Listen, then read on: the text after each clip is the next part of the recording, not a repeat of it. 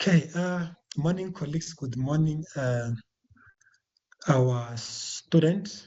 My name is Maluleke Selani. I'm going to be your program director for this session. So I'm working as a student counselor who's currently based in Polokwane Center. I will be coordinating this session together with my colleagues. So now on the program, we have Miss Sophie Nkwana, who's based in Nelspruit Center, working as a student counselor as well. She will be facilitating the welcome and the purpose of the event slot. So, but before I can hand over to her, let me just try to lay some ground rules. Student, you will be given an opportunity to ask questions after each and every speaker shall have presented.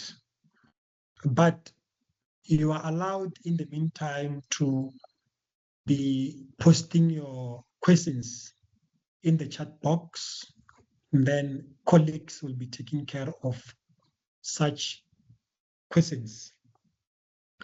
So with that being said, let me allow Ms. Sophie Nkwana to render the welcome and give us the purpose of the event, because you might be asking yourself one or two questions as to why are we gathered here on this platform today. Ms. Nkwana, the platform is yours. Thanks very much. Thank you. Thank you so much, Mr. Maluleke. Good morning, ladies and gentlemen. It is my pleasure to welcome all the Unisa students and staff members from all the regions who have joined us today, not forgetting our distinguished guests. So it is a privilege to have you in our midst and sharing this important day with us. Thank you so much for attending the Economics and Management Sciences Career Seminar that is presented under the theme From Classroom to Career, Navigating Success in Economics and Management Sciences. We all know that the world of work is changing at a very rapid pace, and the workplace demands much more than our academic qualifications. We are currently in the 5th industrial revolution, where every second topic that you hear of is on artificial intelligence, humans co-creating with AI, and how to learn to use AI responsibly, instead of previously when we were fearing that it will one day take over our jobs. Equally, employers increasingly seek individuals who possess technical competencies, but even they also want effective communication skills and adaptability, teamwork, critical thinking, and the ability to solve complex problems. So your presence reflects your commitment to personal and professional development and preparing for the ever-changing world of work. The aim of the seminar is to have conversations with professionals who are already in the field.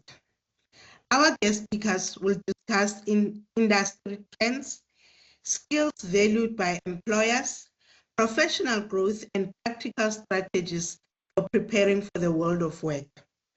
So, whether you are exploring possible career paths or planning your transition from university to employment, this seminar will equip you with valuable information to make informed career decisions, strengthen your employability, and prepare for future opportunities. In those words, I encourage all our participants to actively engage with the facilitators by either commenting or asking questions, and even sharing some of your experiences if possible. This can also give you an opportunity to learn something new that could positively influence your future career. So, ladies and gentlemen, I hope we are ready to be empowered as we give our undivided attention to each speaker. Furthermore, let this be also a time to introspect, check where you are currently and what is it that you would like to change. And also visualize where would you like to see yourself in future. By these words, I declare the program open for the day. Thank you, and over to you, Mr. Maluleke. Thanks very much, Ms. Nkwana, for having given us the purpose and having welcomed us and having opened this program officially. Now we all know why are we gathered here and what to expect from our presenters. So now let me just allow Ms. Daisel to welcome the first speaker or the first presenter of the day. Over to you, Ms. Daisel. Thank you very much, Program Director. Good morning, colleagues, students, and distinguished guests. It is my pleasure to introduce our first speaker for today, whose expertise speaks directly to the changing world of work and recruitment. Ms. Faye Emerson is the Chief Growth and Learning Officer at Edge Group and the South African Coordinator for Kestra, the world's largest executive search alliance. A recognized leader in recruitment innovation, she uses AI to enhance the hiring process and the candidate experience. Passionate about career readiness, Faye supports job seekers in strengthening their LinkedIn presence, interview skills, and the ability to stand out in a digital hiring environment. She is also a strong advocate for mental wellness and building careers that are both successful and sustainable. Students and colleagues, please join me in warmly welcoming Faye Emerson to share her insights with us this morning. Faye, the Unisa virtual podium is yours. Thank you. Thank you very much for that wonderful welcome, and good morning, everybody. It's always a pleasure to be invited to these events and to impart my knowledge, and hopefully some of you, or mostly all of you, will take something home today. So I'm just going to share my presentation with you. Give me a second to share. Great, excellent. Well, so why am I here? What, or what gives me the right to be in the room with all of these great minds and future leaders is I've been in recruitment for over 6 years, and I really like to help people prepare themselves for entering the world of work. I deal with executives on a daily basis, and you as a grad might be worried, thinking that you don't have what it takes to enter the world of work, or you're nervous about it, and that's okay. Let me reassure you that there are executives out there who to this day do not know how to create a CV, do not know how to create a LinkedIn profile, and don't even know how to be interviewed. So hopefully with what I impart on you today is you'll have a little bit better understanding, and you'll be ready to take on whatever comes your way.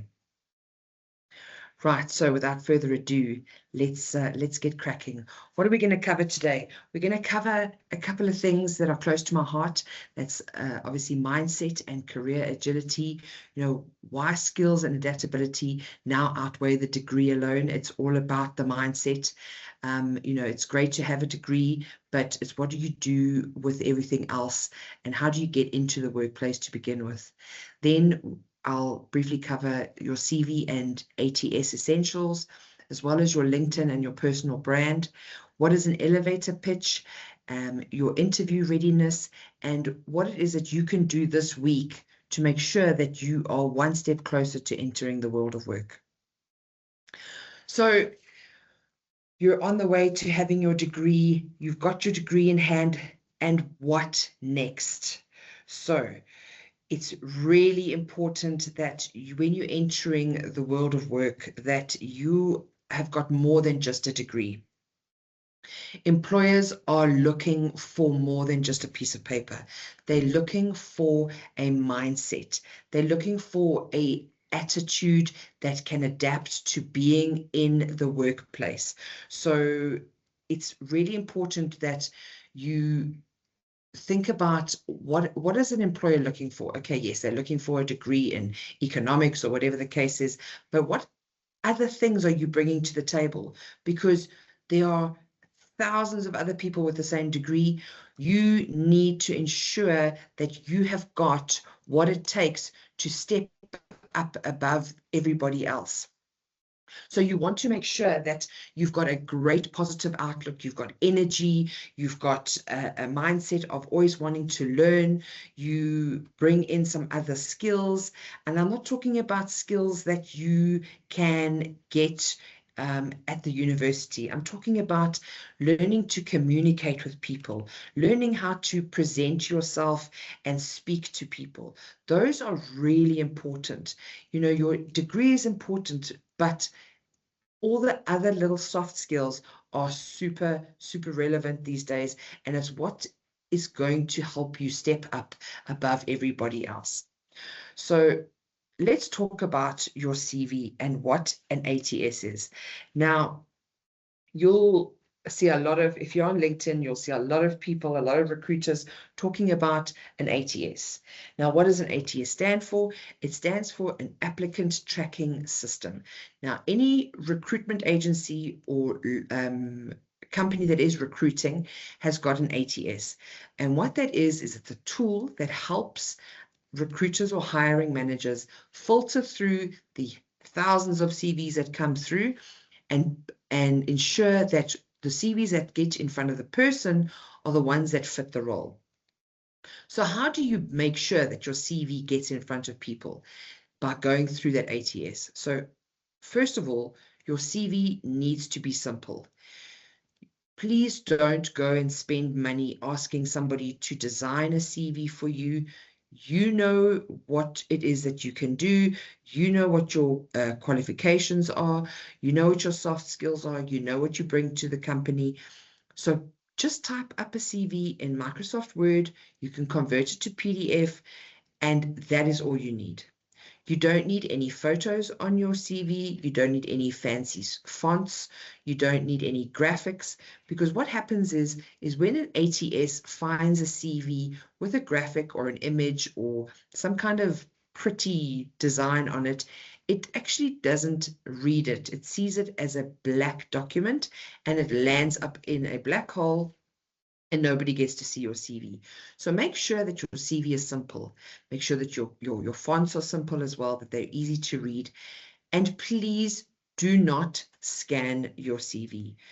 A scanned document is also seen as a picture, and therefore, if it goes through an ATS, it cannot be read.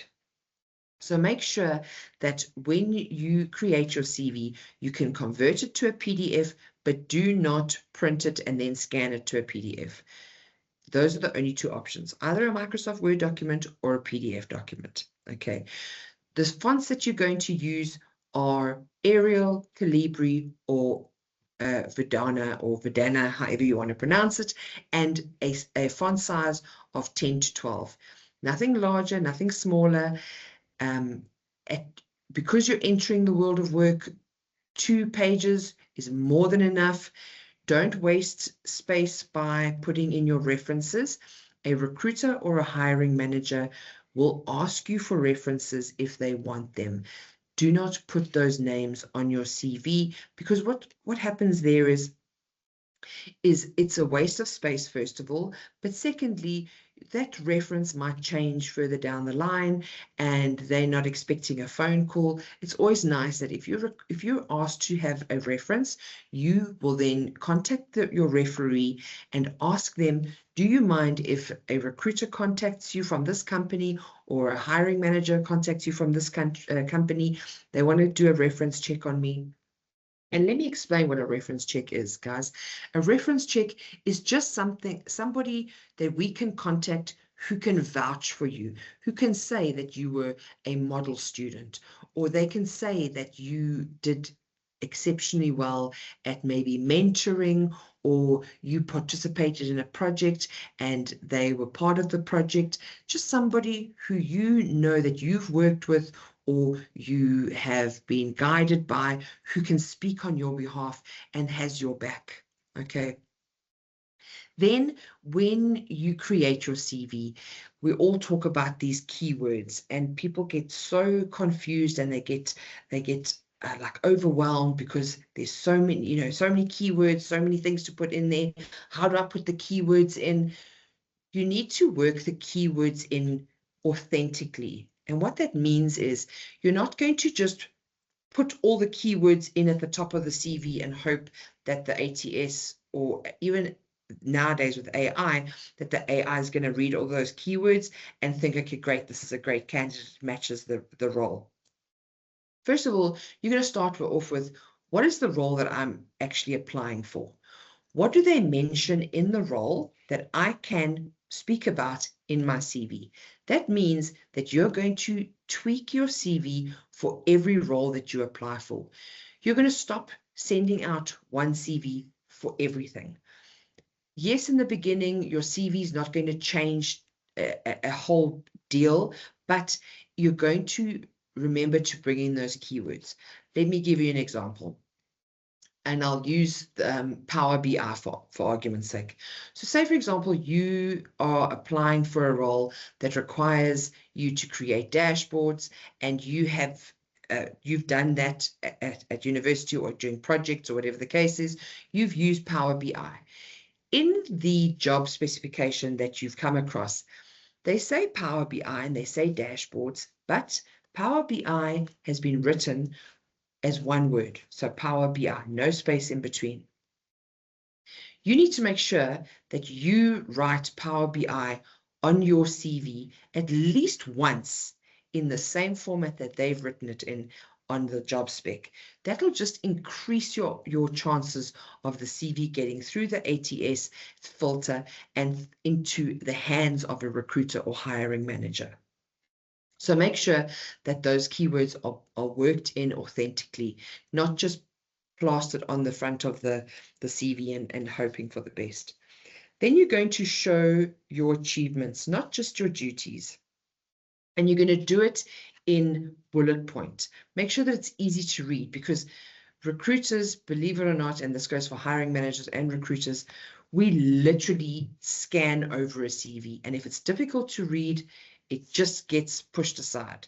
We have like 10 seconds to just scan. Has this person got the qualifications? Have they done something that is of interest? So just make sure that it's really, really easy to use.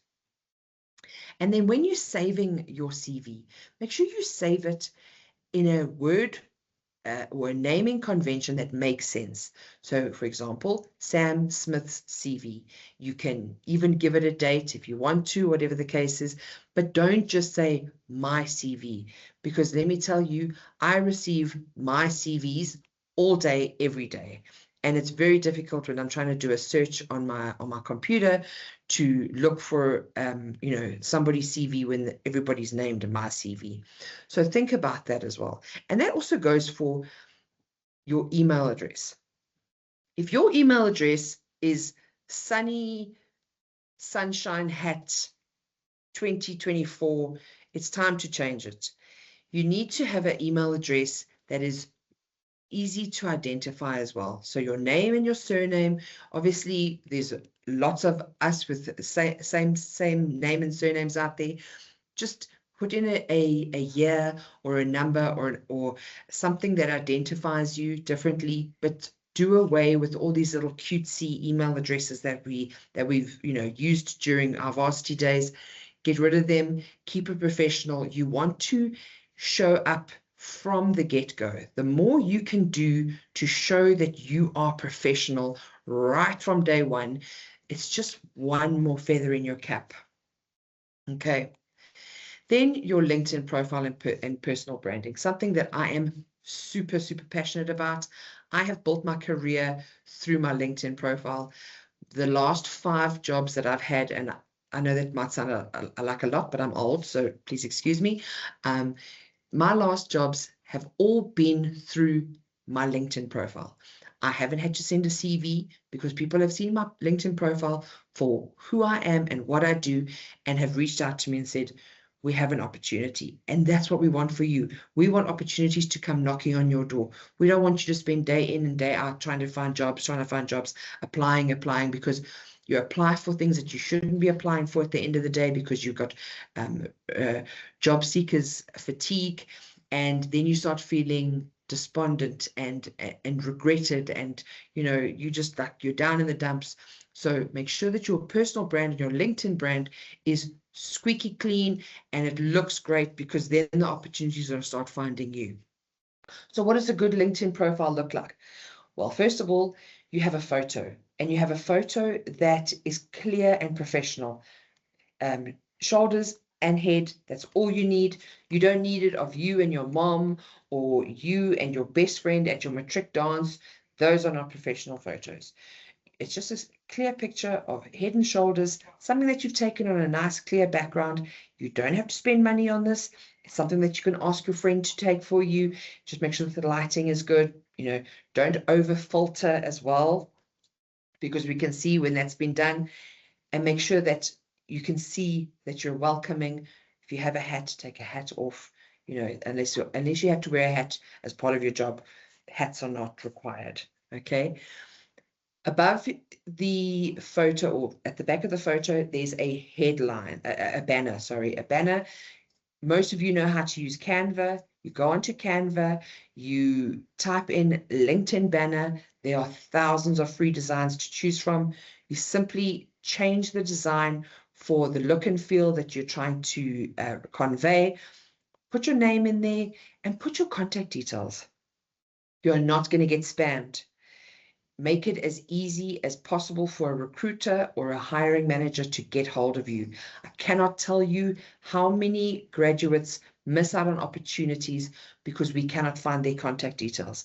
They put on LinkedIn that they're open to work, but then they never open their LinkedIn to check their messages.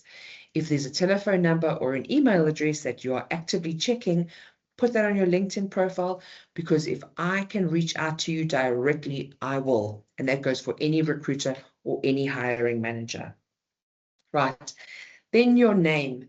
Your name should always be written grammatically correct with capital first letter, and also the name by which you are known. So many of us have got multiple names. You don't need to put all your names up there. You just put the name on there that you are known by.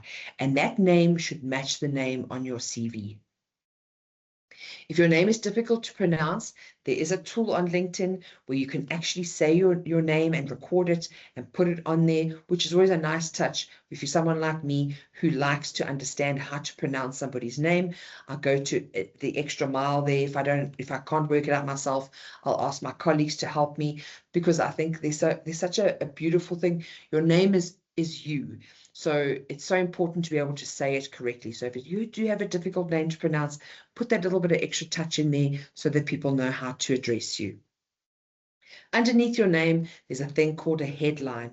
Now that headline, think of it as a list of ingredients that you see at the back of a product. That's your list of ingredients. You've got an X amount of characters that you can use them all. So say more than just your job title.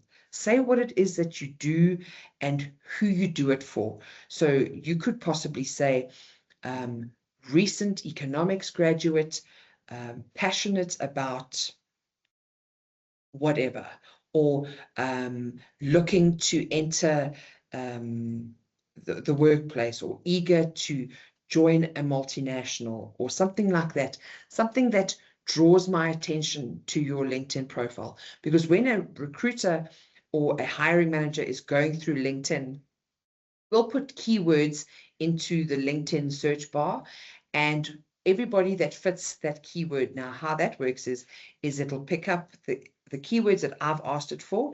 It'll pick up those words in all profiles across LinkedIn. And then I can filter down to city or whatever the case is.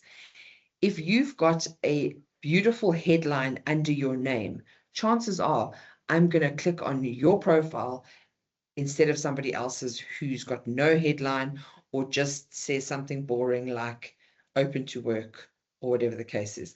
I want to be baited. I want to know, why must I click on this person to read more? Then underneath your headline, you have an about section. Your about section is who you are, what you do, and what you want to do next. It doesn't have to be long. Obviously, as you start working and you're getting a bit more experience, you can add to that. And if you know your way around AI, you can tell your AI who you are, and it can curate a beautiful about section. Then you've got your experience and skills.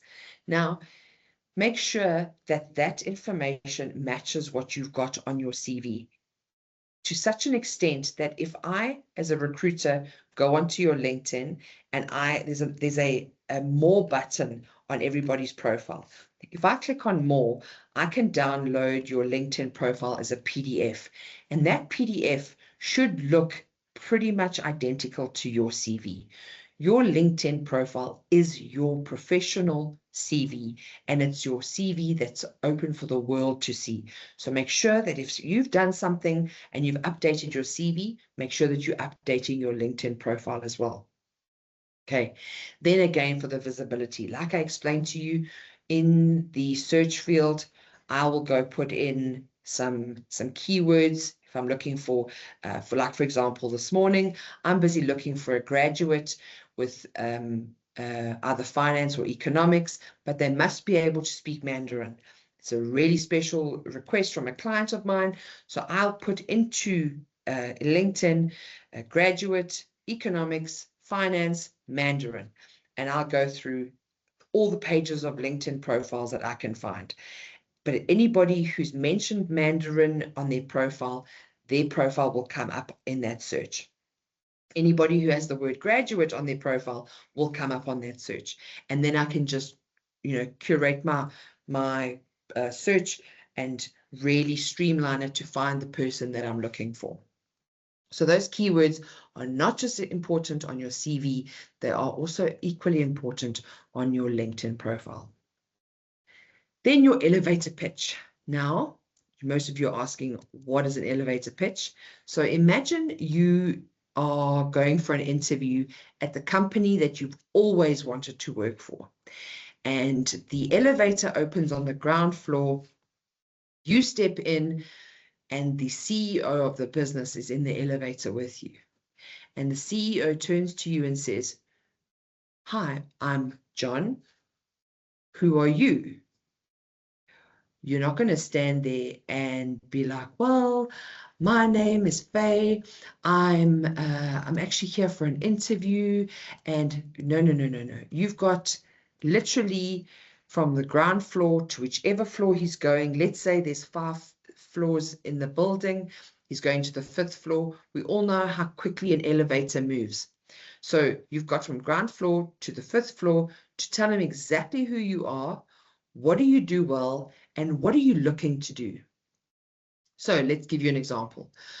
"Hi, my name is Faye. I've just finished my IT diploma and I'm passionate about problem solving. I'm looking for an entry-level support role where I can grow and help people every day.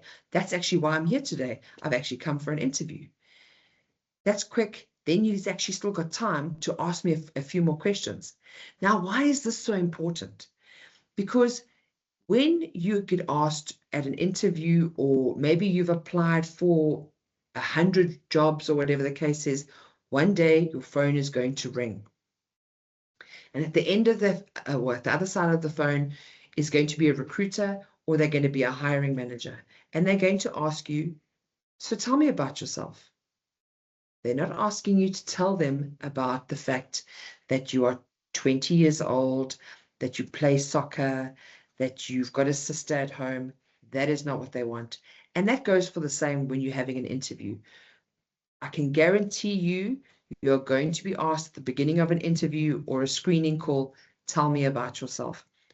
We are not asking because we want to know about your family history. And let me tell you, executives still tell us about their family life. We don't want to know about your family life. Yes, you can add in a couple of nuggets that are exciting. Maybe you have got, I don't know, you have a crazy obsession with netball or whatever the case is. You can always add that in, but that's not what we're trying to determine. We're trying to determine who is this person that is speaking to us. What are they bringing to my business? What are they bringing to my client's business? What is special about them? So I would say take a bit of time and practice your elevator pitch with your friends. And if at the end, well, the objective is at the end of the elevator pitch, you'll want to ask the person more questions about them and not about their family life, about the problems that they want to solve. What are they passionate about? Why did they get into the degree that they got into? So I'll give you another example. I have a mentee. So she studied a degree in psychology, but has now decided that she actually wants to help people by following a career in IT. So her elevator pitch always starts with, my name is Faye. I'm not going to always tell you her name. My name is Faye. While I might have started my career or thinking I wanted to be a psychologist and I followed that degree, I actually ended up trying to help people through doing IT. And then I'm like, but why? Because now I'm interested. Now I want to know more about this person. So always bring a little bit of something extra. That is what we want to know when we're asking you to tell me about yourself. Right. One of my favorite things, interviews. And obviously I've spoken about your elevator pitch and why it's so important. There's some horror stories that I could share with you when it comes to interviews. So these are very short lists of what to do and what not to do. But let me elaborate. Okay. You get called for an interview and it's you don't know whether it's online or in person. You need to make sure that you ask that question out, ahead of time. Don't ask on the day, or don't assume that it's online because that's the way of the world these days. Always make sure that you know that it's either in person or online. And guys, there is absolutely no difference to an interview that's online versus in person with regards to how you show up. Okay, so always, always, always be on time. Okay, make sure that you are dressed for the interview. I'm not saying that you need to buy a suit. I'm saying that you need to make sure that you are dressed tidy, that your hair's done, your face is clean, your hands are clean, that you feel confident about yourself as well. I know that a lot of us like to wear beanies or caps. Those are left at home for the day of the interview, okay? Also, if you're meeting somebody in person and you shake their hand, make sure that you're standing up straight and you give a solid handshake.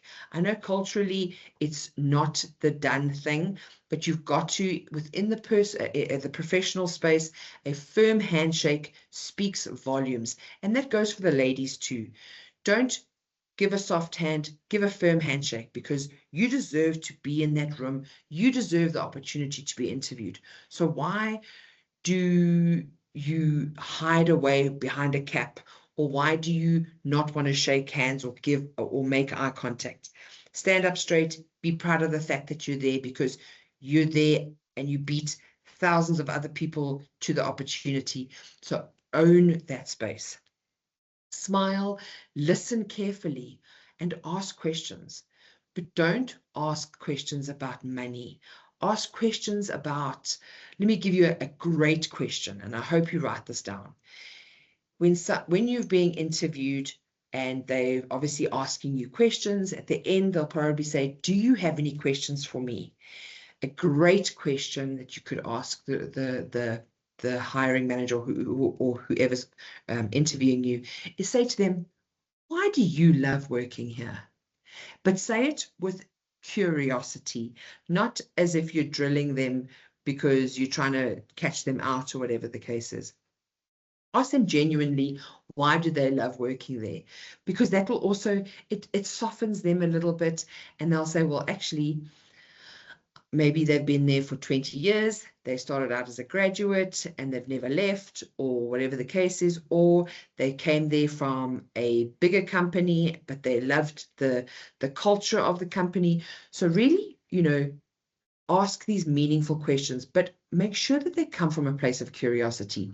And you can only have that curiosity if you've actually done research on the company. Know who is interviewing you and what the company is about.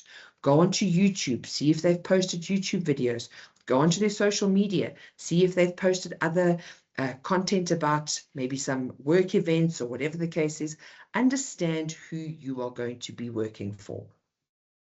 It's great that you've got an interview, but there's nothing worse than interviewing somebody and I can tell you now, you'll be asked this question. They'll say to you, what do you know about us?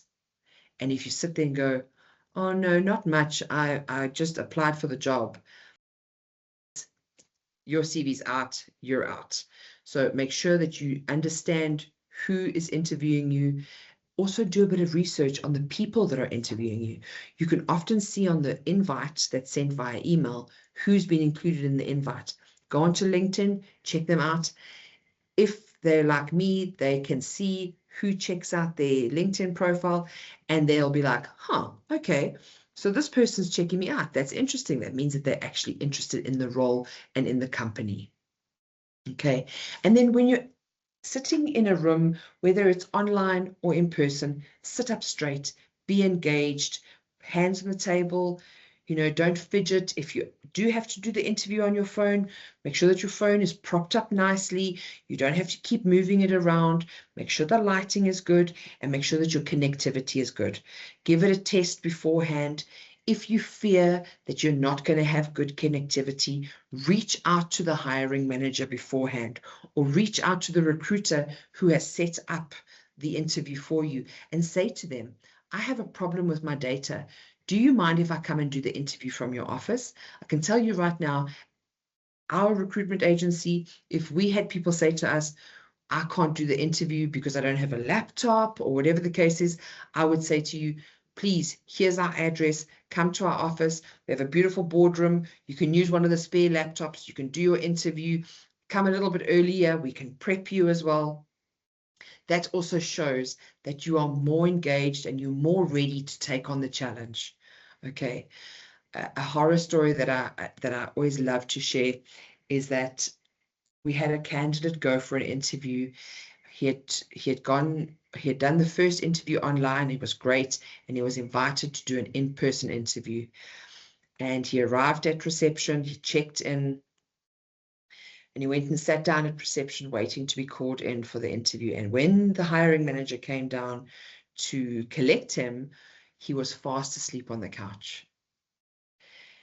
That is not an isolated incident. So if you know that you're going to be interviewed in person, make sure that you show up early, make sure that you're rested. And if you feel like you want to fall asleep because your commute was long, get up, take a short walk around the reception. They won't think that you're mad. Ask for a glass of water if they haven't offered you one, but keep that professionalism at all costs, okay? Because the receptionist is also watching you.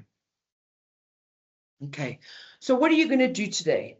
Because you're going to be overloaded with so much information. Faye, what must I do first? First of all, you're going to go and update your CV. You're going to make it ATS friendly by removing any pictures. Also, your address does not need to be on your CV. Your town where you live or your city, that's all that's needed. Do not put your full address on there. Do not put your full ID number on there. They don't need to have that either. When we run our checks is when we'll ask you for a copy of your ID. You also don't have to send all of your transcripts and all of your ID and some people send their bank statements. Please stop doing that. You only have to send what you are asked to send. Okay, so make sure that you have a CV that's created in a PDF or a Word document. Your transcripts and everything else can be scanned into a separate file. Don't send them all as one file, because again, if you're sending your CV through an apply button, chances are it's attached to an ATS. If you've got your transcript scanned at the back of your CV, it's going to pick it up as an image. It's not going to be able to read the CV, so it's going to be a waste. Just send your CV unless you are asked for your transcripts, but then send it as a separate file. Okay. You're going to improve your LinkedIn profile. If you're not on LinkedIn, please get onto LinkedIn now. Don't wait until you want to start applying for jobs. Do it now, okay?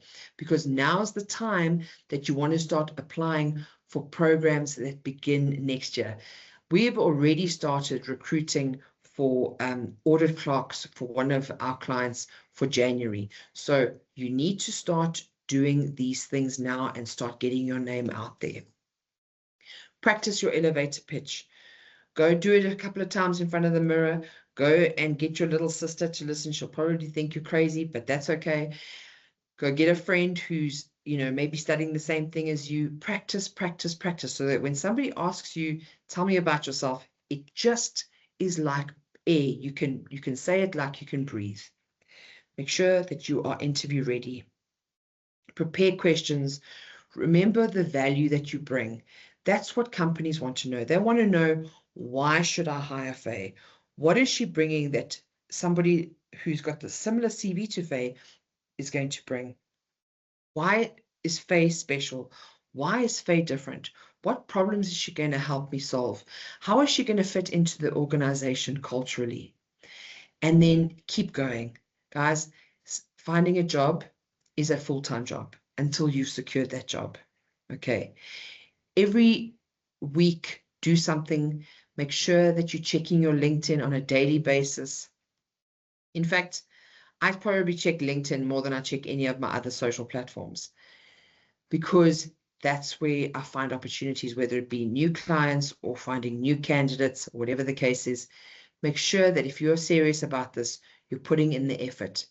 Keep going, keep trying, and reach out if you have any questions.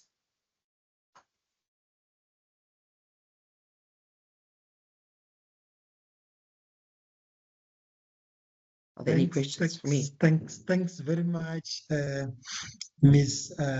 Emerson, for your wonderful presentation. There are a lot of takeaways from whatever that you have presented to us.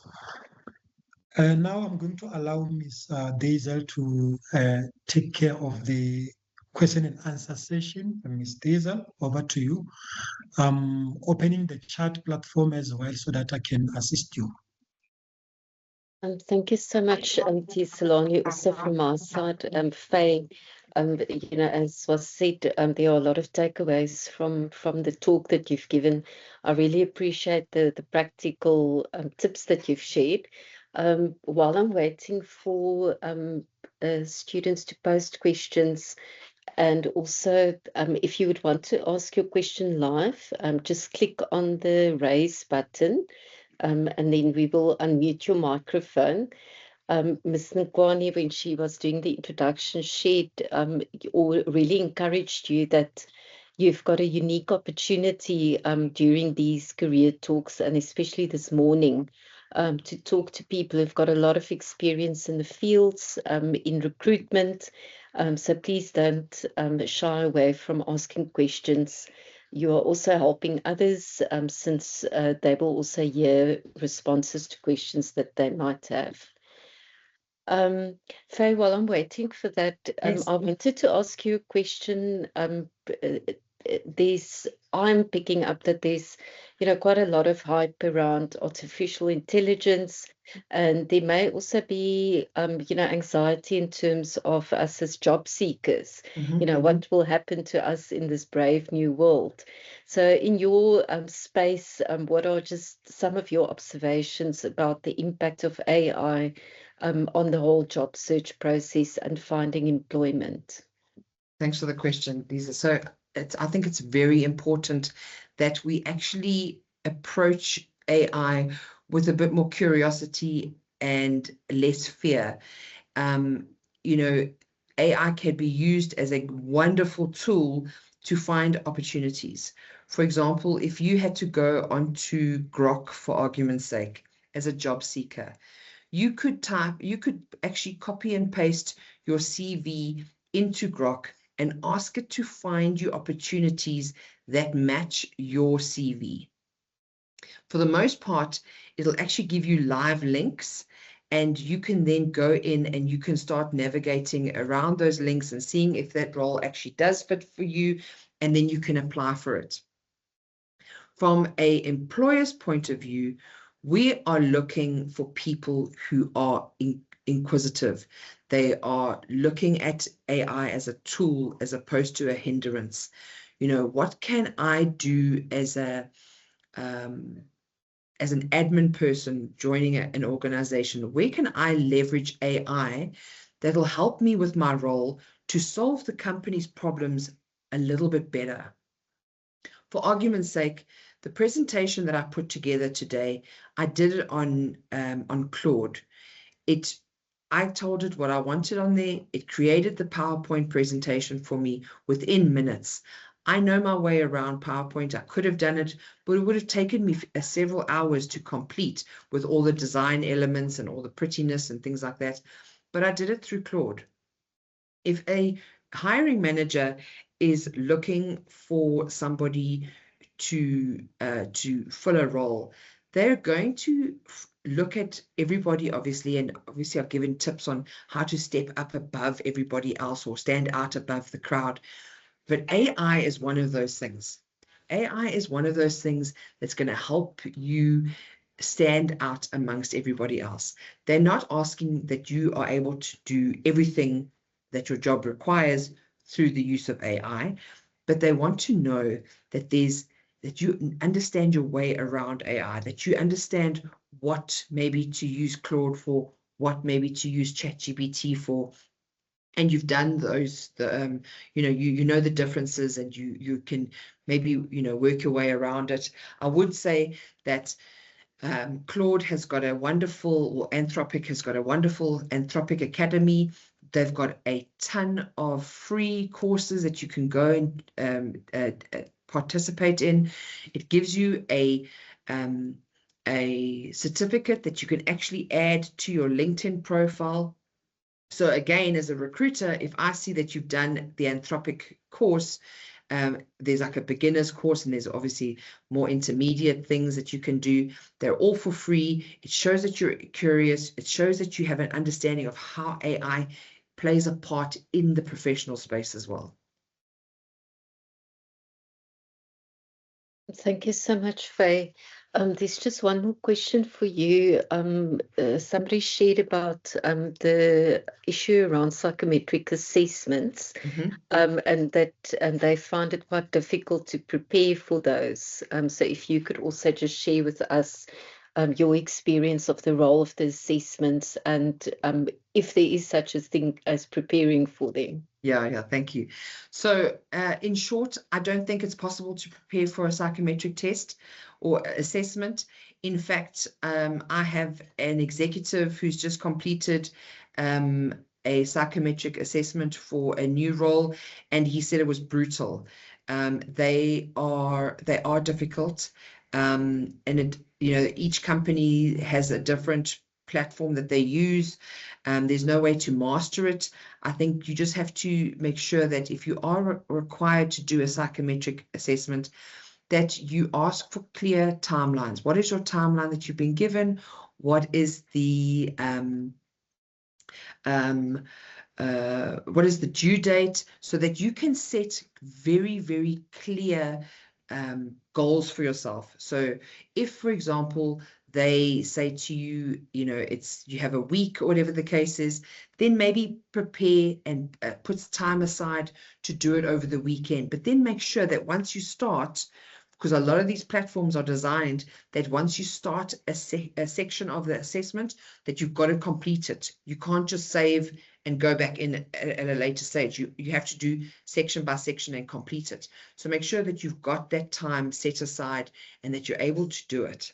The only time you're going to really be asked, and that's from my own perspective, is the only people who are getting asked to do psychometric assessments are for specialized roles or for more senior roles.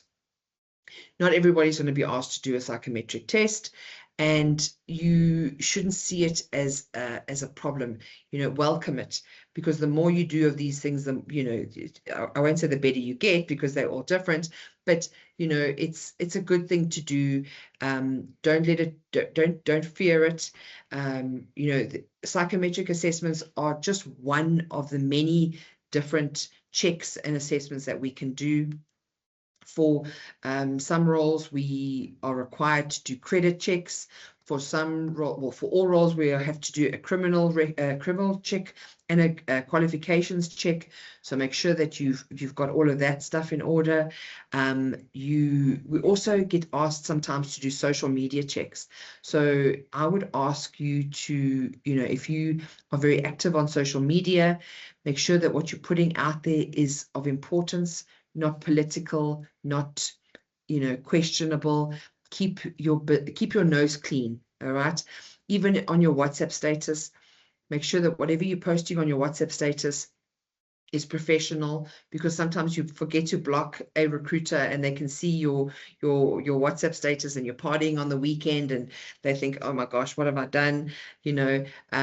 Putting this candidate forward for a job or whatever the case is. So keep a professional appearance on all platforms. It's going to serve you well. But with regards to psychometric assessments, you definitely can't prepare for them.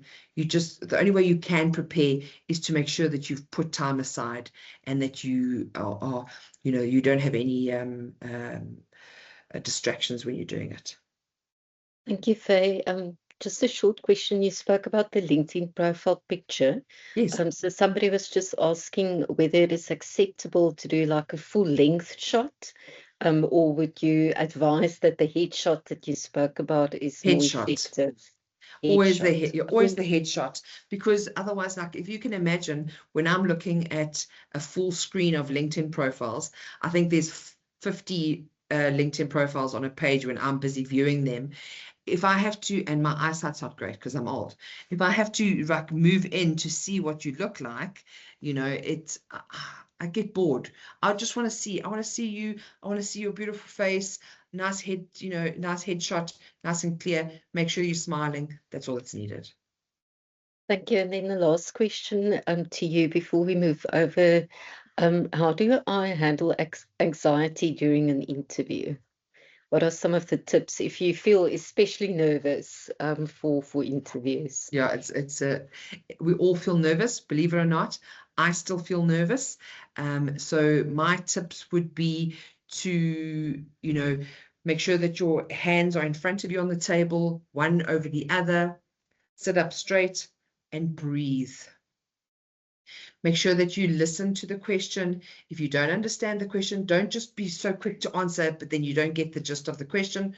Rather breathe, because that helps you pause. It also scientifically allows your brain to absorb it.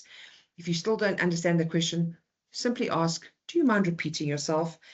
Or repeat the question to them so that it shows that you're struggling with the understanding or you do have the understanding. When you repeat it back, it also helps your brain figure out the answer to the question. It's very, very normal to be nervous. We don't expect you to come in there and know all the answers. Just be yourself and be calm and be cool. Thank you so much, Faye. Those are the questions that we have. So I'm handing over back to Mr. Maluleke. Thank you very much. Thank you. Thank you very much. I saw a hand from Nokubonga, something like that. Perhaps he might want to ask a question, or she might want to ask a question. Okay. Nokubonga.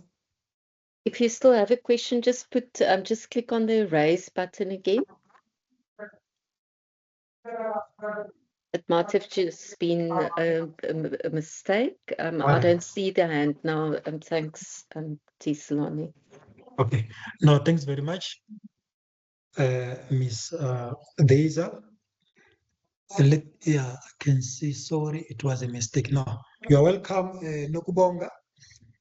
Now let me just allow Ms. Makanya to introduce our second presenter, Mr. Patuchezo Raliweza. Over to you, Ms. Makanya. Thank you. Thank you, Program Director Chair, sir. It is my pleasure to introduce the next speaker, and may I say good morning, colleagues, students, and distinguished guests. It is my great pleasure to introduce our next speaker, a dynamic professional whose work brings together people, performance, leadership, and the rapidly evolving world of technology. Our speaker, ladies and gentlemen, is an accomplished people and performance manager with a passion for developing high-performing teams and helping organizations realize their full potential.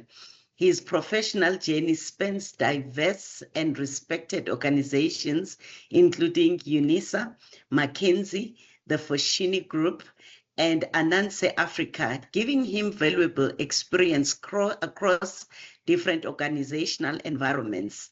His forces on the intersection of leadership, performance, and AI-driven transformation, with a particular interest in how organizations can harness both human potential and emerging technologies to build stronger, more agile, and future-ready workplace. Ladies and gentlemen, we are privileged to have our speaker today. Please join me in warmly welcoming Mr. Patuchezo Raliweza as I hand over the Unisa virtual podium to him. A round of applause, ladies and gentlemen, as he ascends our virtual podium. Thank you, Program Director Chair. Thanks very much. Thank you so much, Ms. Makanya. That introduction makes me feel less anxious now, because I actually, when I think about my career, I don't think that I've done so much things. But thinking about and hearing you actually putting it out there, it actually gives me a much more confidence than I had previously to know how much I've come through. So thank you, Apo. Thank you for that. Good morning, everyone. And when I received the invitation to speak today, I was actually very anxious, and I wasn't sure basically how am I going to, what am I going to share? But then reflecting on my own career, and then, I mean, it's 10 years ago, I was sitting where you're sitting. And then I remember, I think we had also our first young professional when we did with Ms. Makanya, Ms. Dazel, and Dr. Kodisang is also not here. So reflecting back and in my own career has actually alleviated a lot of pressure from, creating this and wanting to present what I should have maybe wanted to know back then. Not necessarily because everything in my journey has been perfect. Ms. Makanya and Dr. Kodisang and Ms. Dazel can actually attest to that. There's been a moment when I questioned whether I was going, on the right path of my career. And the moment when I look at other people's career and I felt that they're doing so well, they're moving faster than ours. And I think many young professionals and young professionals, and also even you as a student, you probably have that feelings. You have felt that way at some point. So I've thought about this, and then today, I just share my screen. Let me know if you could see my screen. Yes, it is visible. Thank you. So I actually thought about who I would have wanted to know during my time. And the discussion that I think that was shared previously by our speaker, I think that is actually something that even me, I still struggle in terms of putting together my CV. And it's not an easy thing to do. You would think just because you've worked so long, you know what you're going to share. But I would want to discuss in terms of not finding a job, but also in terms of how do you build a career that remains relevant as the world is changing so quickly. She was talking about AI and everything now. You go to any meeting, I'm telling you, they will talk about AI 30 times in a 10 minutes conversation. So everything is just moving into artificial intelligence. So most of the time we have, when we think about career, the first question is often, what job can I get with my degree? And I would like to argue that it's no longer the right question if you think about it. The better question, I would want to rephrase that to what capabilities or skills can I build that will create opportunities over the next 10, 20 years of my career, right? So today I want to share in terms of what is changing in the employment market, labor market, which skills employers value most. How can you actually position yourself for a long-term career success?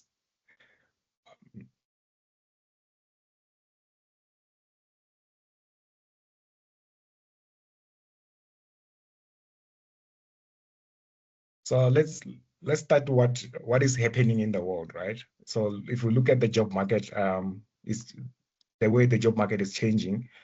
The future belongs mostly to people who are continuously learning, right? And then they learn fast, then they adopt with the environment that is changing. The skills that I had, that I basically have when I was an HR officer at my first mostly job at Unisa. We used to check, CVs with our hands. So we will go through each and every CVs and everything. So now that has fallen away. So you have to adopt. Then now there is AI, there is ETS, application tracking system, that we actually also heard about it. So you have to keep learning. It wasn't there back then, but now it's there. So you have to keep learning. You have to keep changing with the environment, and then continuously changing fast with the environment so that you can stay relevant and be employable. So if you look at my slide there, it shows in terms of what the jobs, the labor market in terms of it's experiencing a significant disruption. So jobs are projected to be disrupted in 2030. There's like 22% of it. And then also the new ones, like 78 million of jobs that are projected by 2030. Then there is like also 40% of core skills expected to change. So basically all those things you could also look into around the World of Economic Forum. It's a report that came out last year. So you could see that many jobs will change dramatically over the next few years. But at the same time, there's millions of new opportunities that are coming up. So the important here in this slide is basically the insight is that while jobs are changing, the value creation still remains the same. And employers will always need people who can solve problems, who can make decisions, who can influence stakeholders, and then adapt to new situation, right?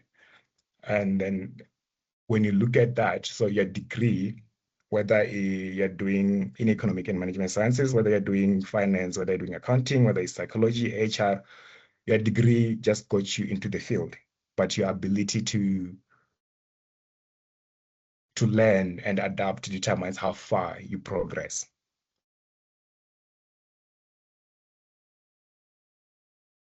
So with all that, so career resilience does not come from the right qualification. It comes basically from having the ability to continuous develop, like learning and developing new skills and capabilities.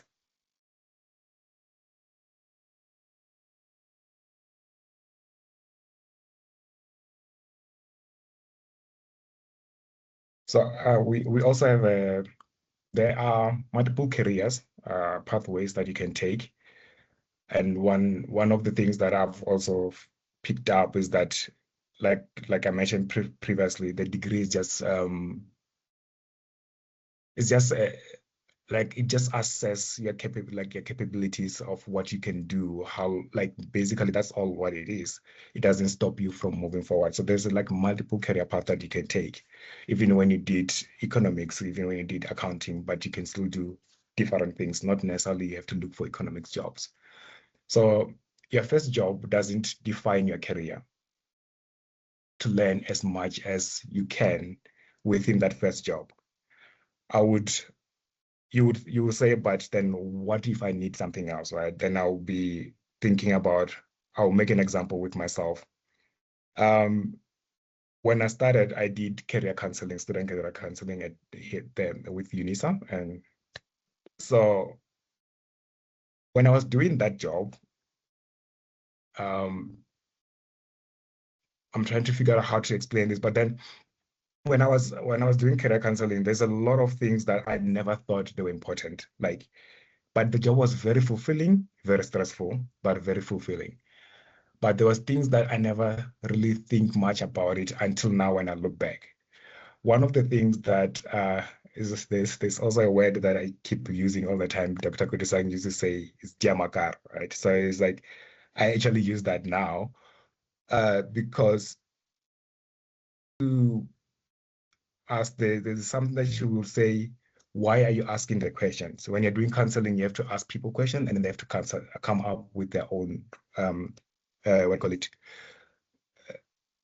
reason, or they have to come up with they need to figure things out.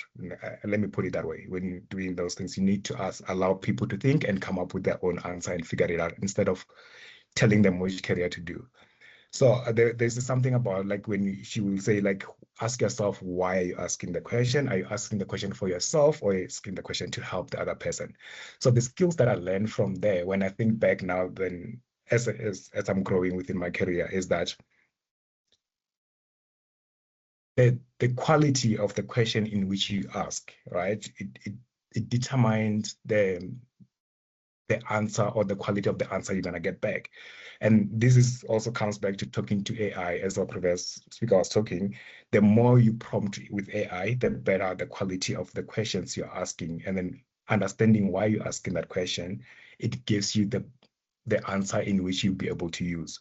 So the smaller things when you start your career, those skills, those capabilities, you might find that they're not really as much as useful as they are at that moment. But for me, when I look back, those are the best things that I'm actually using now. Like, I wanted to do other things, but then now when I think back, it's like everything that I've learned as a career counselor, student career counselor, I'm actually using 90% of that, which I didn't use mostly as I'm growing with my career.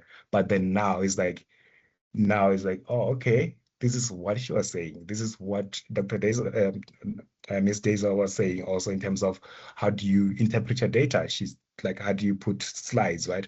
It's just now we are easy to put slides, but then when you do slides, how do you do that? So that's basically what I'm saying. Your first jobs defines your career, not necessarily anything. It doesn't define your career, but you need to learn every skills and every capabilities that you can do on that first job. So another one misconception that often comes out is that there is only one career path available after graduation. In reality, economic and management sciences opens many possible pathways. You can go into consulting, which is mostly business strategy. You can do finance, you can do marketing, like analytics. You can do most of the things that you want to do with that qualification. It doesn't really necessarily have one path for you to do that. And most successful professional moves across this area during their careers. You find I know people who are CAs who actually who works for technology company doing systems. I know medical doctor who does consulting, not like, when you think of doctor, you think you find them in the hospital, helping you out. But I know a lot of those who don't do that, but they're in consulting, doing strategy work, doing marketing, doing something else rather than what they've studied. So your degree doesn't determines which job you should take. It just gives you helps you to build the capability to actually create a career path that you want. Industry is changing, and then also the capabilities keep changing. So what I can say with that is like build capability first, and then career options will follow.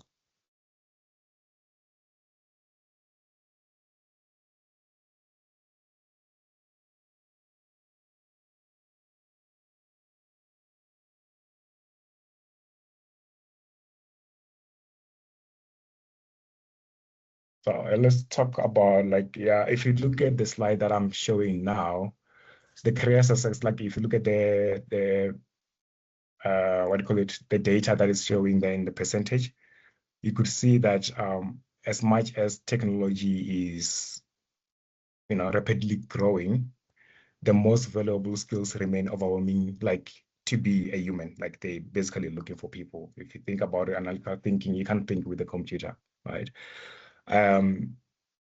When people discuss the future of work, they often focus exclusively on technology. But if you look carefully, you could see like employers actually what employers actually want, right? Analytical thinking, adaptability, leadership, creative thinking. So those are the things that you like, even if AI is going out, it's moving, and then it's being embedded within each and every conversation in the workplace. We still need somebody to think and to prompt it and to actually tell it what you want, and then it feeds from human behavior, it feeds from human knowledge and human thinking. So these are the deeply human capabilities that you can learn, and then you separate yourself from other people. Ms. Faye said everybody's going to come with a degree, right?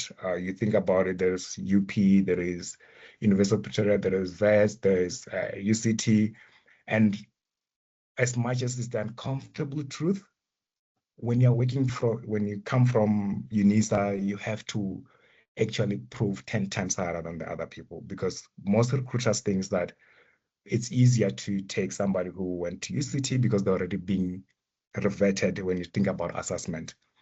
But then when you work, and then when you look at the workplace, there's like CEOs who have studied at Unisa. There are CFOs who have done their degree with Unisa. The thing is that you need to show that you have the capabilities to actually be better or separate yourself from everybody else, right? So that's the thing that I'm trying to share here, so that you stand out basically from somebody who just have a degree. So show that you have done something. So technology skills are important, but then the differentiator is your ability to apply judgment, influence decisions, and solve like ambiguous problems. And I think one of the best thing about Unisa is that you're not school fed. Like you write assessment because you have to analyze the book. You need to synthesize the book. You basically have the ability to, it's like you're already at work because you're solving problems by yourself. It's not that somebody will be like, you read chapter 1 and 2 and 3. I guess that's what I've experienced. So you write assessment by yourself. You ask questions from the lecturers that actually gives you better understanding on where to go. So already you have those problem solving skills, right? So you need to use that.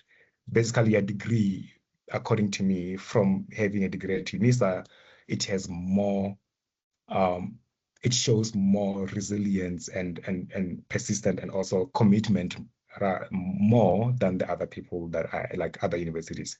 That's basically according to me. I might be biased, but me, I believe that. I personally believe that, especially with how, when you look in the workplace, in terms of when you compare people in terms of what they do and how they show up in the workplace, most people who have the qualification from Unisa, they show up very, like they really show up at work, like not show up in terms of just I'm here, but they show up with everything they have. They are willing to go extra mile and learn. You don't have to always say this needs to be done. Most of them, they've always figured it out.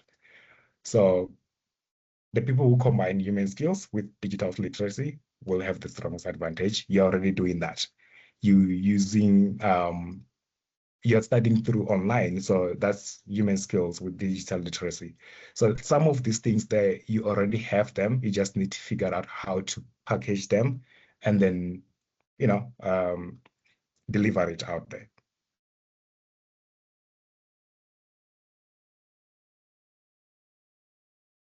I'll show you the skills. So if you see the slide that is there on your thing, that's basically you can also go to McKinsey website. There's like they talk a lot about these things. Mostly consulting firms do actually have these. They're more concerned and more focused on how the future of work will look like. So if you also look at this this report, I think it came out last week or this week, or I'm not sure, I don't remember how much, but then you could see it was a 2025, 2026. There's also problem solving skills, creativity, data analytics, and these things. But they didn't say you need to have I don't know, a qualification in 1, 2, 3, just showing you that they're more focused on the abilities, not the skills, not rather than the qualification in everything that is happening out there.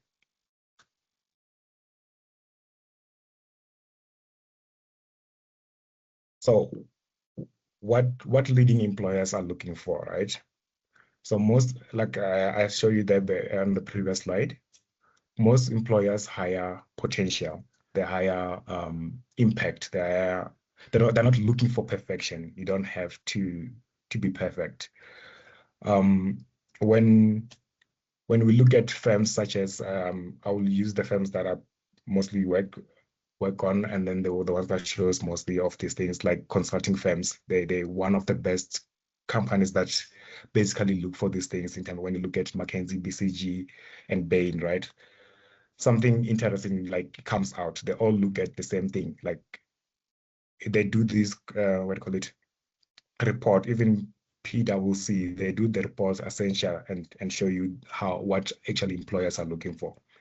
So I think that's actually another place where you can go and see what employers are looking for and what you could actually learn from it. They work with other companies, so that data is actually valid.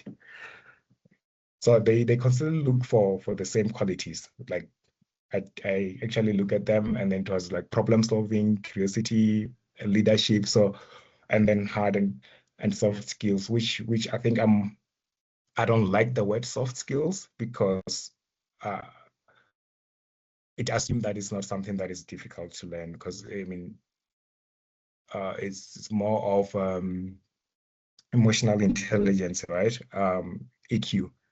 Right, basically they call that a soft skill. That's basically something very difficult to have, to be able to sit down and digest information and decide on how to react on information. In the workplace, there's a lot of a situation you overreact. There's a lot of situation where you probably not overreacting, but you shouldn't be reacting that way. So having a higher EQ is something that is very, for me, it's very important. I wouldn't consider that soft skills. I just don't know how I would refer to those skills as in yet, but I think those are the skills that are very important now. I wouldn't really call them soft skills. And nobody says that they hire only perfect students, right? If you could also look into this, they want people who can learn quickly, think critically, and then create value. So you need to show that you can do that. So the strongest candidates usually have evidence that they took initiative, they solved real problems. You know, if I can put it, say potential becomes, a degree is fine, but then when you could see potential becomes very credible when you're trying to support your evidence. So try to volunteer, you know, and to get those skills and to create your own credibility.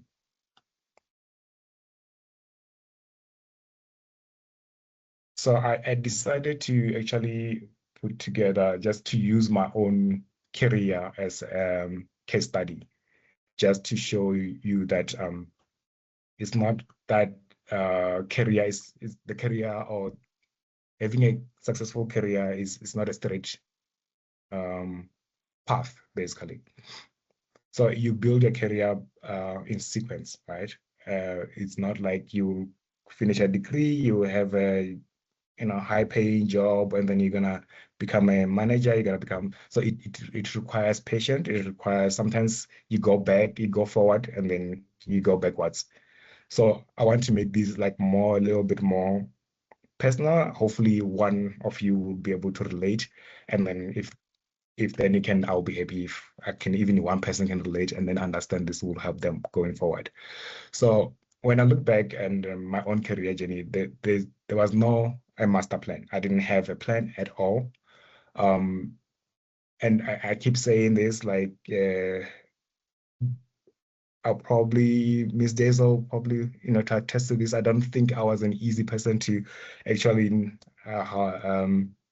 being managed. But I also am actually very, very, very grateful for DCCD in terms of learning and growing, maturing, basically. I mean, I don't think I was matured enough. I think in terms of understanding when they say this, something like that you need to know. But I am very grateful for those opportunities, because when I look back, I didn't have a plan, but the whole career counseling really helped a lot. So each role taught me like new capabilities, new skills, like something that I didn't really, when I look back, I can see that they were very useful. Those capabilities then they open, or those skills, they then open next opportunity, right? From student counseling to HR officer, So the lesson is that no experience is wasted, basically. So if you are intentionally building skills, what matters is not where you are starting. It's basically what matters is whether each roles leave you stronger than when you entered it. If you think of your career as a capability building journey, and not like a what do you call it, a series basically of job titles that you just need to accumulate like that, you'll basically be able to understand that each skill that you're learning now will help you going forward. When I was doing my honors, it was my first time basically doing data, like analyzing data. And one of the things that I like now, when I also is like everything you think about it backwards, right? So when you think back, when now I'm doing my master's, it's like I learned this from Miss Daisel when she was showing me how to do it with my honors, right? But then it was like, oh, I just want to finish my honors. Now it becomes more important, because now I actually thinking of, oh, Amos, that's basically what was easier for me to use. So it's like which also came back when I was doing, I was pivoting my career to reward. Reward, basically you do remuneration analysis. So you see, I didn't go back to school to say, oh, I need to do data analytics. I didn't do that, but I went back to the things that I've known while I was doing my honors, which is the skills that I'd never thought I would use, but then it came back and then I had to use that while I was doing remuneration analysis, which is actually another career that most people would think you need to do, I don't know, mathematics in university in order to do that. So it's something you could see that I only had to use the skills that I've learned in order to pivot to that career. So that's also another thing that's basically what I'm trying to show you, in terms of you don't necessarily have to have one career path. You just need to build the capabilities that allows you to navigate your career navigate your career path, basically.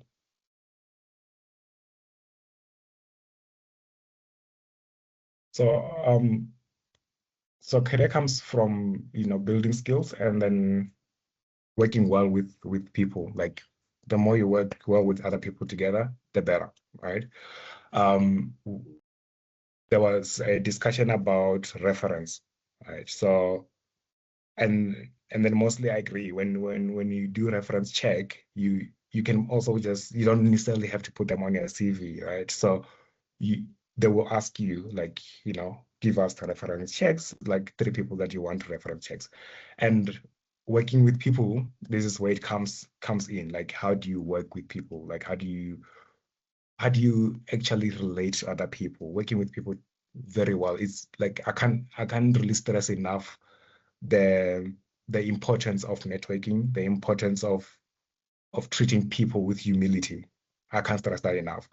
And because even still today, I can give them that reference check and say, I did work for McKinsey, right? And then I work for Unisa, I work for this. So I'll give them, and TFG, I will give them that reference check. They can call the HR people to confirm that. But then even today, I still give them to say, I actually work with Dr. Kodisang. You can call her and that for reference check, right? She can speak on my personality. She can speak on my dedication, right? But then she can speak on my work now. So they also need that reference check. So you need to be able to work well with other people. So the best career sits at the intersection of that, That's also the skills that you need to learn. So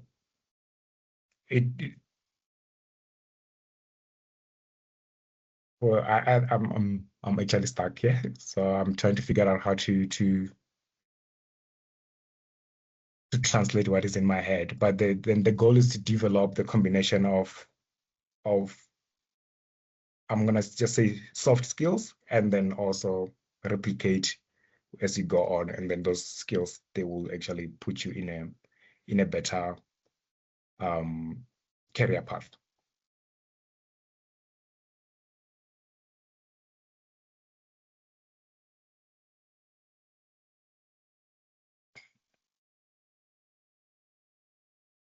So I think I'm gonna talk a little bit about AI, right? Which is the topic that most people are actually talking about. We've been saying, like I said, I've been saying AI ever since even on this slide, it's basically about AI.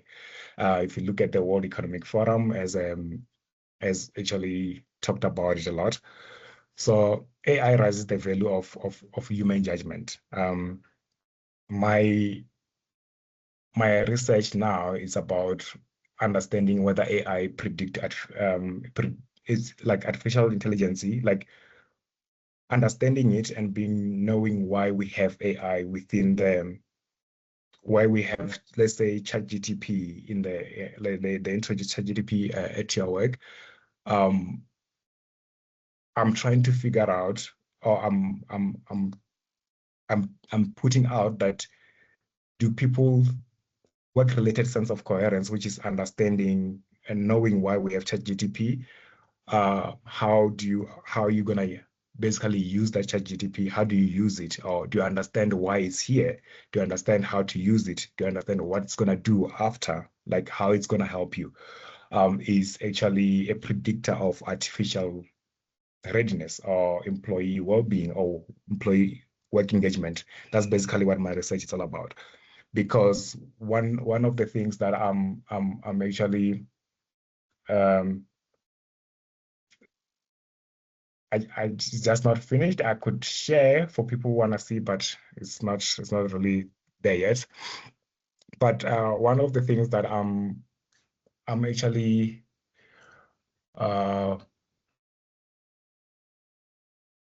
one of the things that I'm actually doing is that. So what we have found out is that there's a lot of AI, or a lot of implication of AI within the workplace, right? But then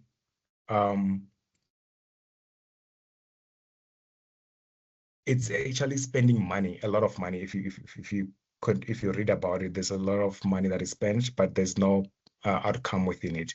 So understanding whether the people, the employers, or every employee who's using it understand why it's there, or they know why we have to have it. The psychological part of it, of the employer. That's basically what I think is important. And I think as a graduate, learning that early, it will actually separate you from also the people who are already in a workplace.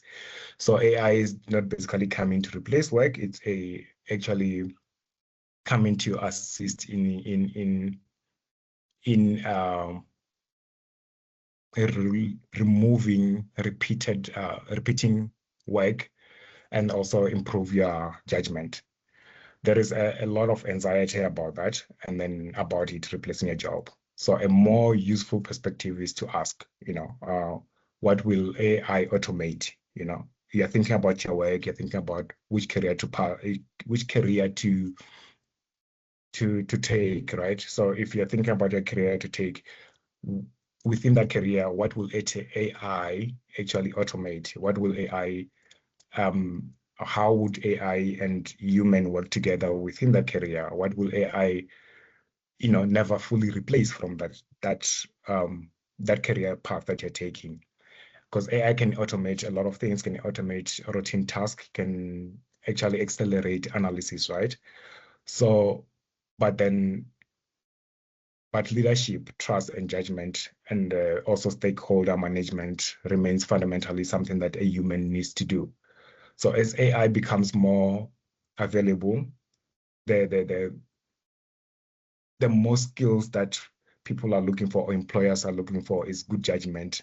It's like all those good judgment increases the chances of employability, and on how basically they can implement or they can make use of AI to increase performance, to actually cut out mundane work or repeated task. So then you don't have to compete. There's no competition with AI or against AI. The people who will actually be more successful and are the ones that I know that are doing well is the people who are embracing it, and then people who know how to actually work with it. So it's not gonna replace most of the work. It's just giving people space, as far as I could tell, to think and to do other things much quicker. Ms. Faye did say that she used AI in order to do the presentation, right? And honestly, it's much quicker. Like, so she reduced the time that it probably is gonna to make a PowerPoint presentation to actually even align things and do all those things would take you a lot of time, right? So then the idea is not to just go to AI and say, do the presentation. The idea is to tell it what to do, which is what you're thinking, and then it does it, not to just copy and paste AI, it's to do exactly what you are thinking to reduce the amount of time that you might have spent doing that. So I would say embrace AI and then understand it and how you could use that within your career. So when you look in terms of also employability, the evidence of impact, employers hire people who demonstrate performance, not description. So if you're gonna go and look at you are good at Excel, right? But then somebody come with saying, I've built a dashboard. That's just an example of my thing. So somebody come and say they build a dashboard that tracks 6 KPIs and something like that. Doesn't necessarily have to be that. Most of you go to church. There are people who at church who basically would say now it's tax season, right? So they need somebody to help them with their taxes. Like, how do I actually submit tax? What do I need? People who have smaller business, and then they can actually get refund from tax. So you can help them that, and something that you can build within your CV. I'm sure at church there is, I don't know, there's the books that needs to be done, and then they're paying accountants, but you're there, you're not helping out, right? There's a lot of things that you can do. You can volunteer, you can do that just to build up the skills instead of like that, the skills, and instead of just saying you have that, right? Being able to do research when you're doing your degree, that's also a skill that is very difficult to have. So you could just say, people will be like, I'm analytical, I'm a leader, I'm a good with Excel. It's like, that doesn't mean anything. Half of the people would be saying that, and some of them, their degree and their what do you call it, their academic marks are way more higher, but it means nothing. But then if your CV say that I built a dashboard, I led a project, and then this is project da da da da, I improve a process from at church da da da, right? Is show measurable results. Do something that actually make it easier for employer to say, okay, I need to talk to this person. I need to find out how they do this. So employer trust evidence more than claims. So then I will say turn every capabilities into something that you can measure and make example out of it.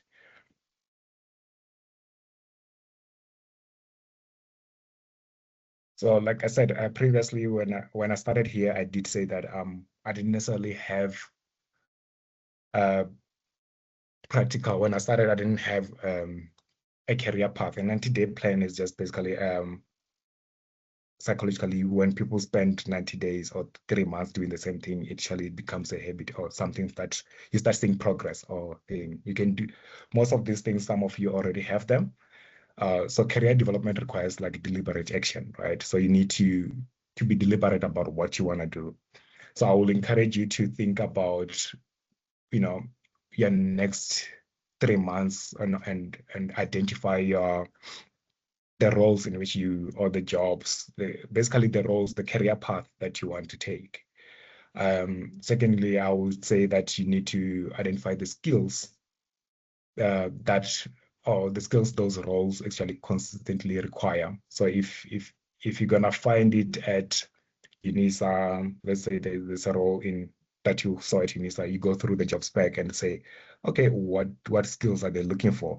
You find it also somewhere at another company, then you go look at the skills. What are the skills here they're looking for? So you have to consistently look at the skills in which when they advertised, what are those skills? And then try as much as to complete at least one project that demonstrate those skills.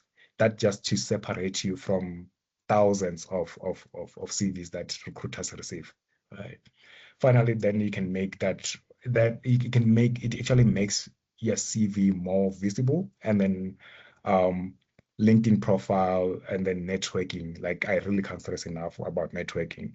So that's also another thing that, especially if you improve your LinkedIn, you already ahead in terms of how you could actually make your LinkedIn look more professional, and then how to do your CV. So all of those things, you make them more visible through your CV, and then LinkedIn profile and network to actually, sometimes you can just send in on LinkedIn, there's somebody in the company that you want to work in, you aspire to go to that company.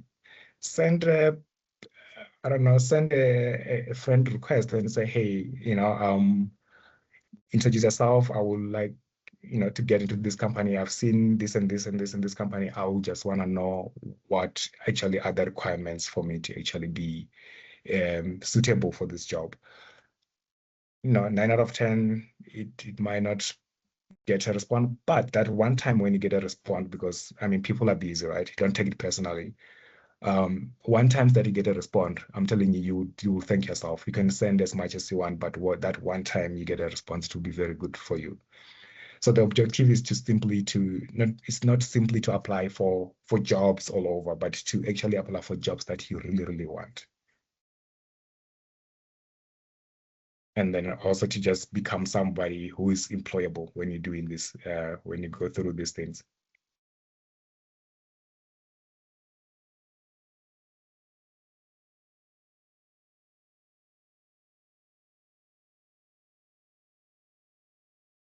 So I will say that at my closing, that career success is created through continuous value creation, right?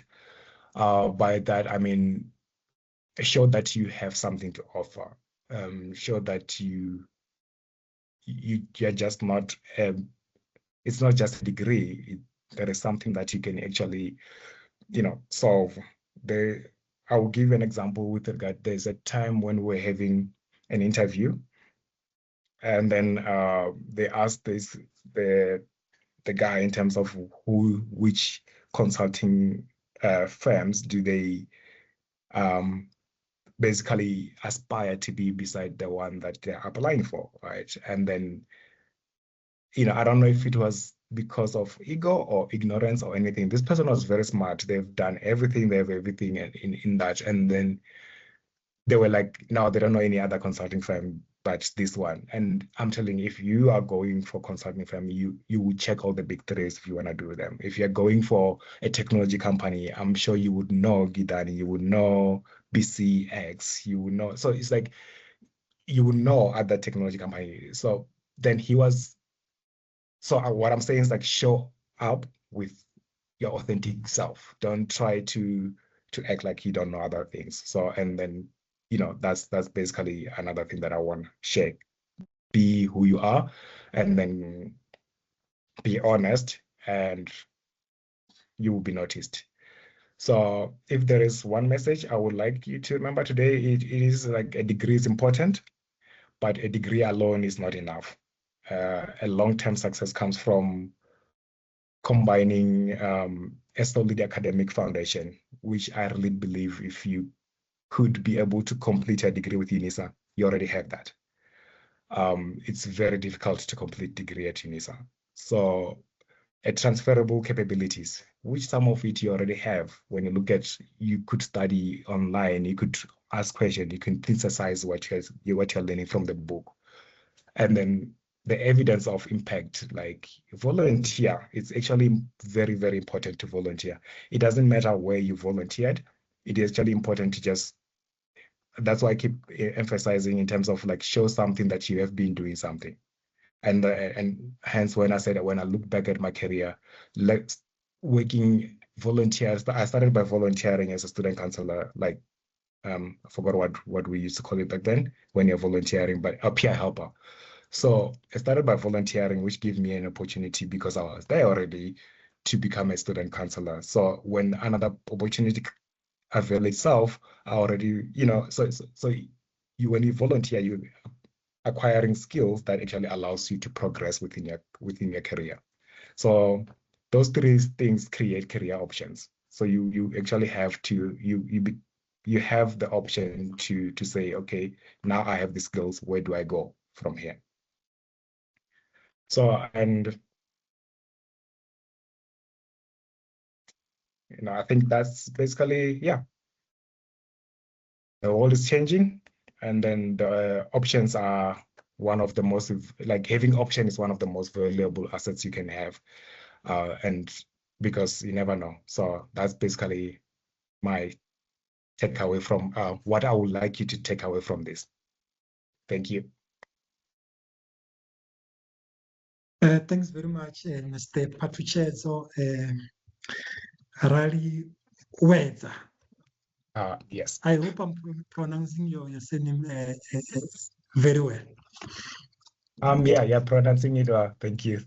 Okay, no, thanks very much. Yeah, a nice presentation, a good reflection, because this is one of our own studied at Unisa. So I can safely say it's a good career transition, because yes, you had a fair chance to serve as at the DCD unit. Now and then you had to move, then you joined other companies. So now you're back. It's like you're giving back to us as the university. So it feels good. I think he deserves a round of applause as well, before I can hand over to Ms. Laser to facilitate the question and answer session. All right, that's fine. Thank you so much. And I mean,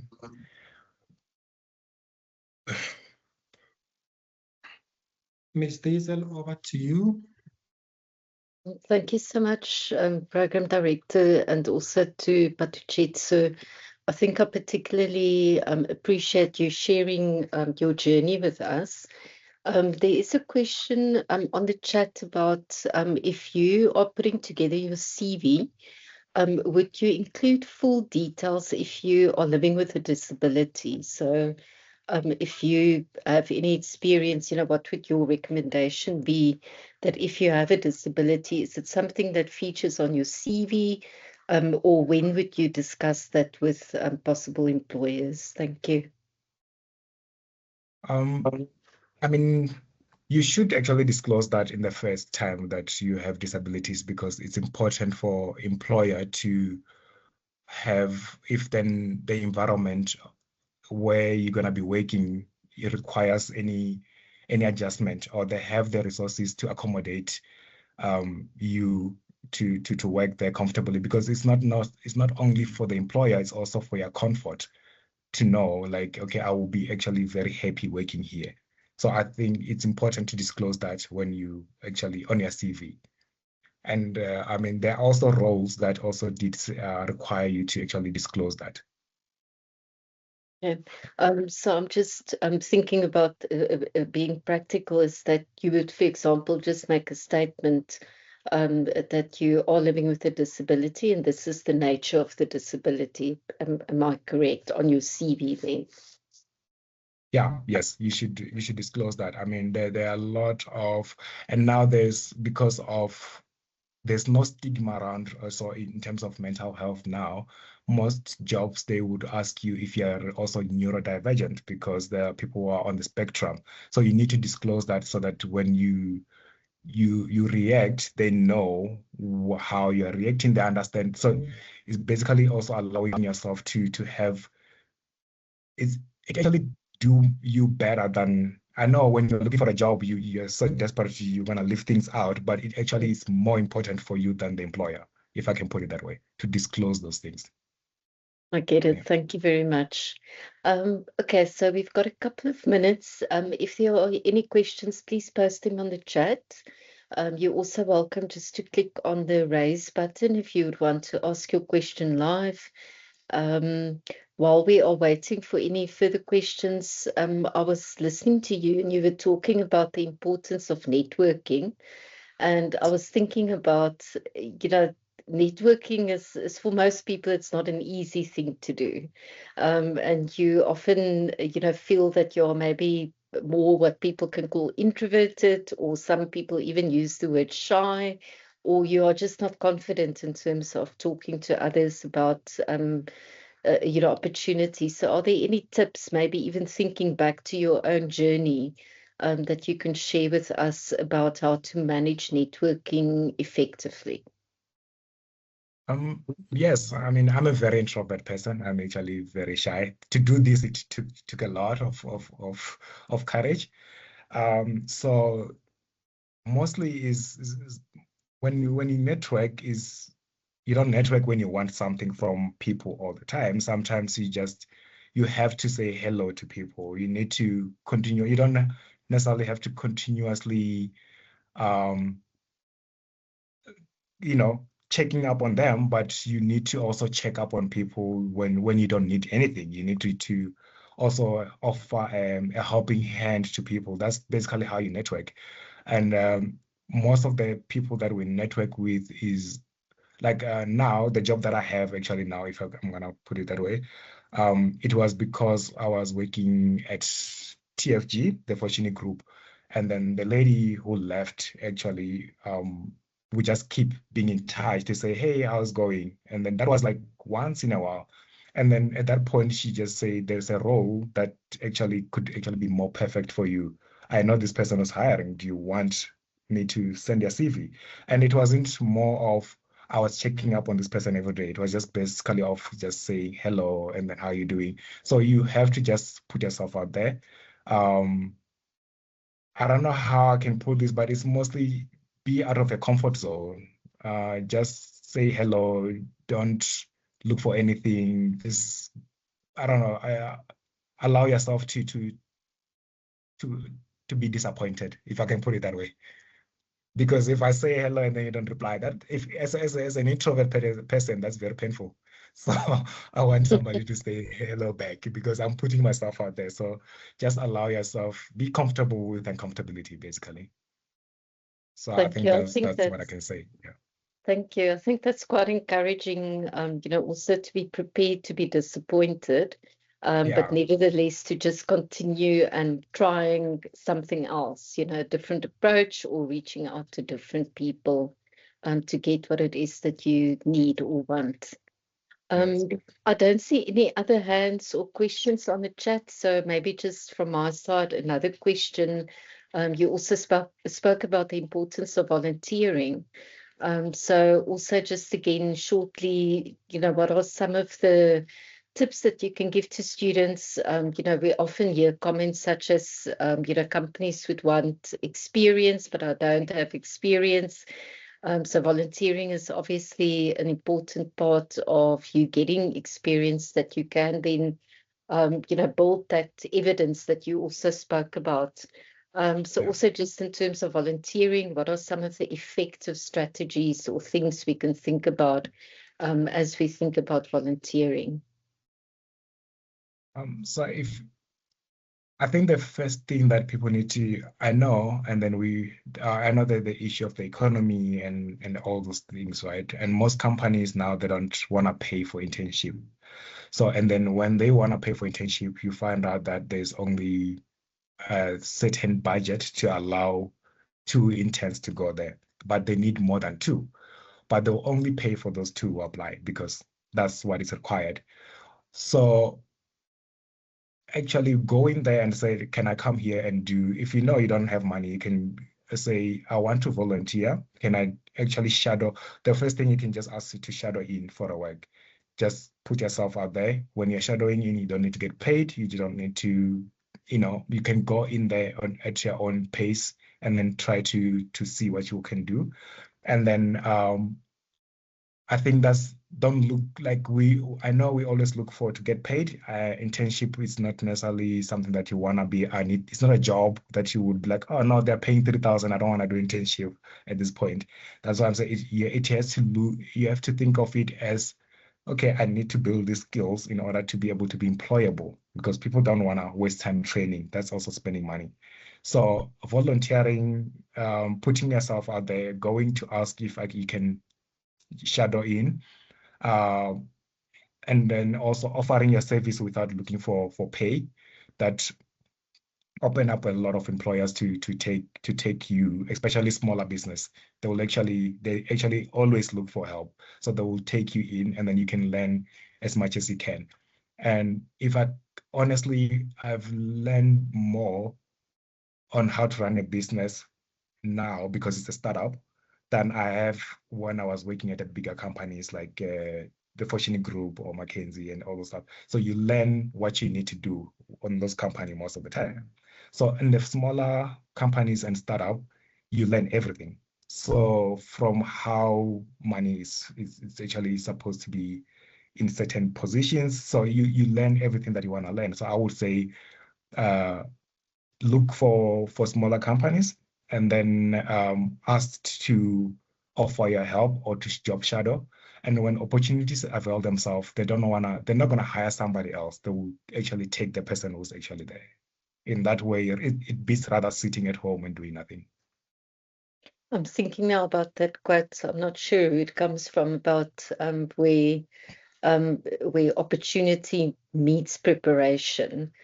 So what you're talking about is, basically being in the right place, having the skills that are needed, being able to add value, and just showing that you're curious and interested in what is being done, and that will bring you far in terms of your job searching efforts. There was just a question here about, can I go to a company and ask to volunteer while I'm still busy with my diploma? So it's something that you need to wait to do until you have completed your qualification. When do I do this job shadowing or the volunteering? You don't necessarily have to wait until you're done with a degree. When I joined peer helping as a peer helper, I didn't have also a degree yet, but we were doing that without a degree. So you don't have to wait. Actually, the better you don't wait, the easier it is when you complete a degree. At least you have also those skills that is backed by a degree. So I would say that if you get the opportunity, I would say go for it, especially because you're studying with Unisa, and then if we're being honest, you're not studying all day. So if you get the opportunity to actually go and then do those volunteering work and then offer your service, it will actually come in very handy. And that's the thing, most of the things, it makes sense when you look them backwards. I don't know if it's just because how the world is set, but most of things you look at them when you think you actually appreciate it when you think it backwards. There was remember as a peer helper, we have those like counseling. I hated those things. And I know hate is a strong word because I didn't like those things. And you would actually push a lot. Like you need to, this is how you write an email. This is what you say. This is so when I look back, it's like now when I'm busy writing email to stakeholders, like, this is so easy. I just go like this. So it's like, there's something that I never really, and I learned that like 11 years ago. So it's like something that now when I communicate, it's like, top down, this person needs 1, 2, 3. This is what is going to happen, which is something that I learned from volunteering before I even have a degree. So those things don't go away. They probably will, be out of your mind at a certain point. But when you need to use it, it's basically going to come through. So I would say go in even if you don't have a degree and then learn those skills.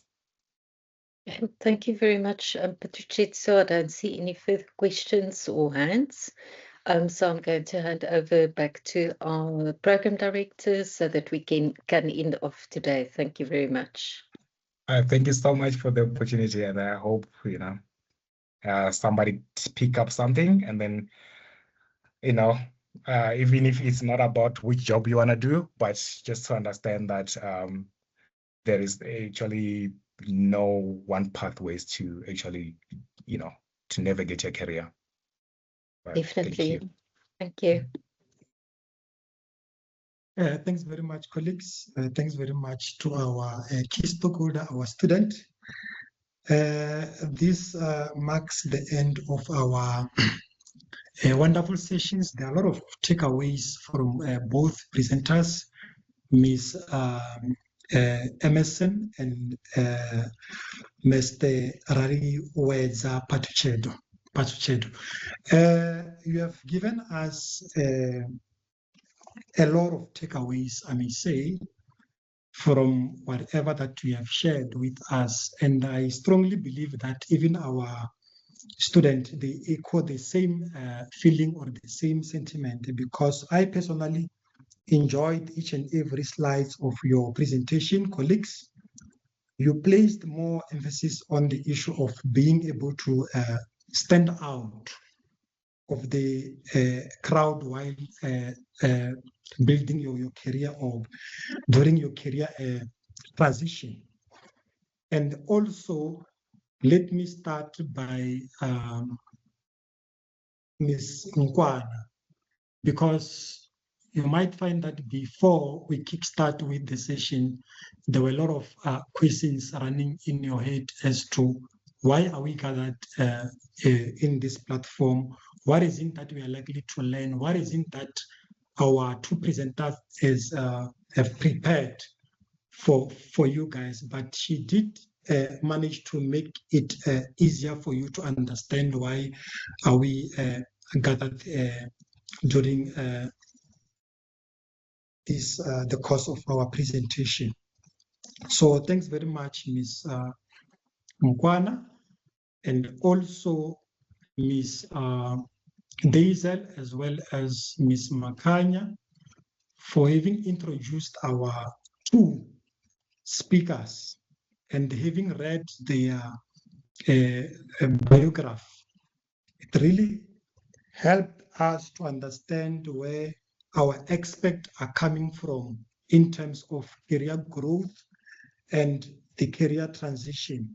And it also serves as a a motivation, because while reading those bios, that's where we tend to understand whatever that they've studied and the companies that they've worked for and the companies that they are currently working for. Also, having facilitated the Q&A session, Ms. Daisel, you really simplified the engagement, the conversation between our presenters as well as our student, because they got an opportunity to be clarified when it comes to questions that they had during the course of our session. Also, not forgetting our key stakeholders, our students. We understand that you are busy with your assignments, you are busy preparing for the coming exams, but you did manage to set aside time in order for you to be able to honor our session, with the hope and understanding that there are a lot of things that you have learned and there are a lot of things that are going to assist you. The information that you have gained during the session, it is going to assist you even in the long run in future. And also, Mr. Patuchedo, you have already indicated that there are a lot of things that you have learned 10 years back. But when you reflect now, as you are currently working, there are a lot of skills that now you are utilizing them during the course of your day-to-day operation. So with that being said, colleagues, allow me to officially close the session up until we meet again tomorrow. Tomorrow we have another session that will be unpacking study skills and time management, starting from 10 o'clock up until 12 o'clock. It is going to be facilitated by Ms. Ngwana and I. So you are welcome, you are allowed to join even tomorrow. With that being said, let's enjoy the rest of our day. Thanks very much.